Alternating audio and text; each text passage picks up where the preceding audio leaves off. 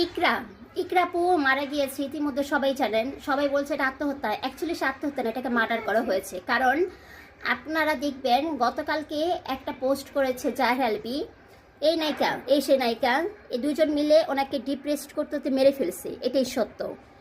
উনি কিন্তু জাহের আলভীর ফেসবুকে ঢুকলে আপনি দেখবেন যে ইফা তারা তিথি ইউটিউব নায়িকা, ওনাকে সব নাটকে তাকে নিতেই হবে, মানে জাহের আলভী মানে তিথিকে নিতেই হবে। আর উনি 17 ঘন্টা আগে এই নায়িকাকে নিয়ে একটা পোস্ট করেছেন, আর গতকালকে পোস্ট করেছিলেন জাহের আলভী, ভুল করলে মাফ মিলে কিন্তু মুক্তি মিলে না। দেখেন, তারপরে ইকরাপু নিচে একটি কমেন্ট করেছে, কনগ্রেচুলেশন, ভুল করলে মাফও মিলে না, মুক্তিও মিলে না, ভুল স্বীকার করতে পারলা আমিন, আমার আমিকে মুক্তি করে দিলাম। ভাই আপনি তো মুক্তি হয়ে গেছেন, জাহের আলভী ভাই আপনি মুক্তি হয়ে গেছেন, কিন্তু 5 বছর একটি ছেলে রিজিক রিজিক কিন্তু তার মাকে ছাড়া এতিম হয়ে গেল।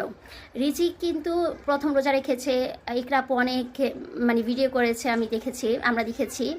আর ইকরাপুকে আমি চিনি 2018 সাল থেকে। উনি আমার শপে এসে অনেক কেনাকাটা করেছিলেন, তখন জাহের আলভী এতটা ফেমাস হয়নি নাটকের মাধ্যমে। আর তখন কিন্তু তারা হাজব্যান্ড ওয়াইফ ছিলেন।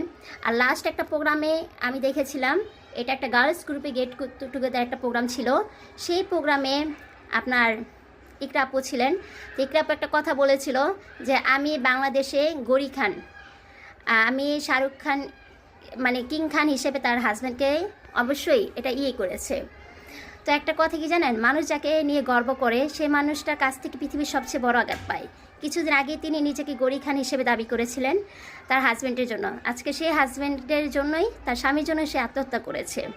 আর এটা আত্মহত্যা না, এটা অবশ্যই মার্ডার। এখানে ইউটিউবে একটি নায়িকা, আর হচ্ছে জাহের আলভী তো অবশ্যই আছে।